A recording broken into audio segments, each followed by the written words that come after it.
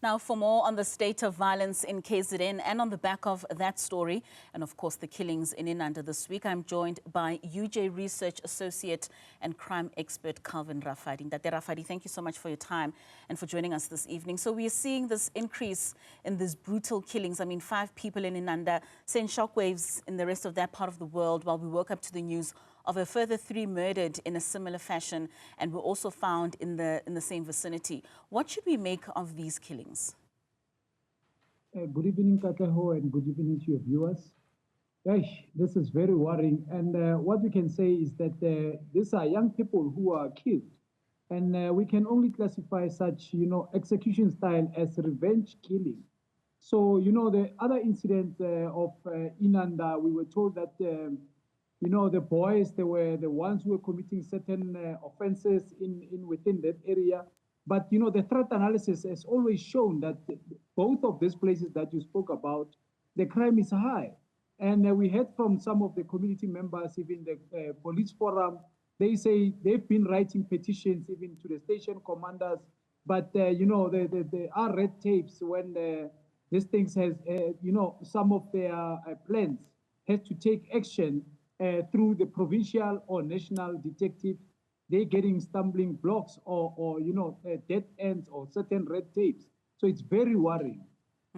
It certainly is. And I mean, you raised the issue of the possibility of the victims having committed a number of crimes within the area. Some say they're known to be robbers, drug users, raping multiple female pupils. Do you believe that this could possibly be factors contributing towards vigilantism within that area? And how do socioeconomic conditions play a role within this phenomenon?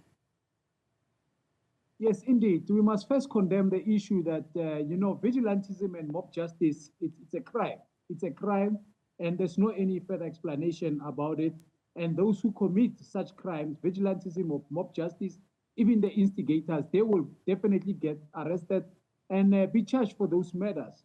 But at the same time, what is worrying is that, people must be aware that, citizen arrest, it is legal. You can, citizens can go and arrest any suspect for any probability of any crime, especially a Schedule 1, those contact crimes. They can go apprehend and take the person to the police, and then, it's a citizen arrest. But this thing of vigilantism and mob justice, it's a crime.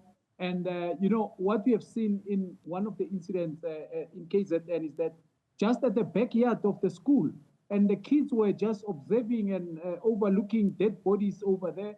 And we are not even sure that they've gone for counseling. But these particular horrific crimes, they do affect everybody in the society and even young kids. And we are saying that, police, like we always say, places that threat analysis has proven that they've got high number of crime, high abuse of alcohol and drugs. Why don't we do an extended search and seizure? Because we need to flush out the guns in those areas. So if this is vigilantism, how do you see community members perceiving this? Is there a sense of support for these actions, or is there a concern about the implications for the public safety? No, there is a great concern for the public safety. And, that's why we always, come up with a culture to say in the police, there are good men and women in blue. So people must have trust in the police. We cannot take law into our own hands because, like we say, vigilantism and mob justice, it's a crime.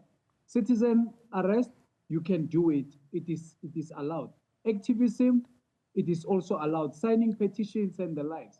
The predecessor of the current minister, he used to master what a tactic to say to the community that I'll bring Amaberet.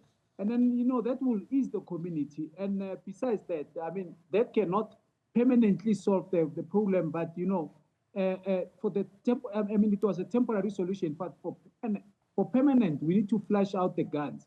And our communities must also be careful. We realized in some of the cash in transit, even when they go and pick up money, contaminate the scene. I've heard of some of the cases whereby people were looking for employment, and then once they processed their fingerprint, they were wanted for cash in transit, only to find out that they didn't commit those cash in transit, but their DNA was found in those crime scene.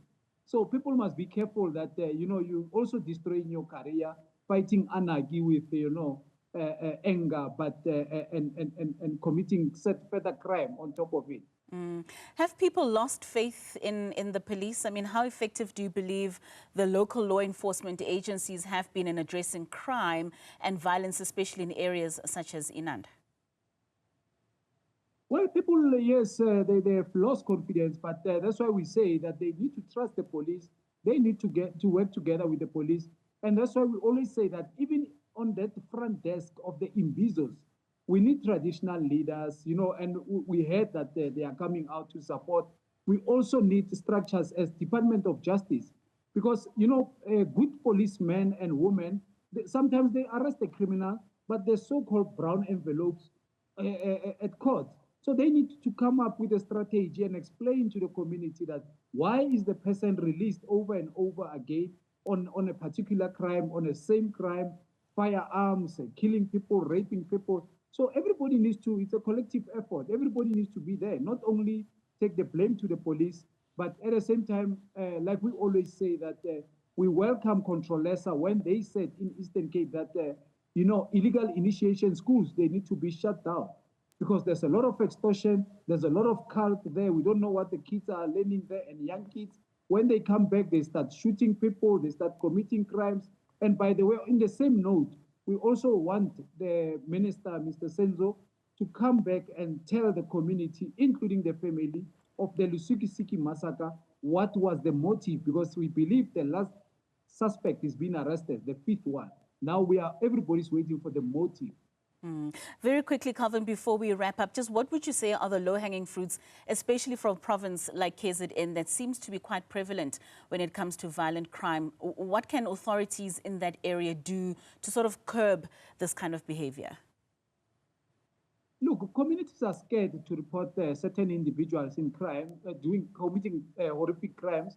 But we also want the parents, if you know your child is heavy on drugs and he's committing particular crimes, you must be the one taking that child to the police and, addressing the issue. Otherwise, you'll end up picking your child at an open field, like we've seen. Parents, we know our kids.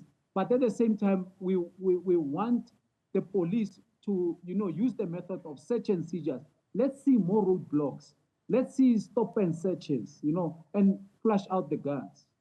Calvin, thank you so much for your time and for just giving us this insight with regards to the violent crimes that we are seeing, especially in Inanda. Thank you so much for your time.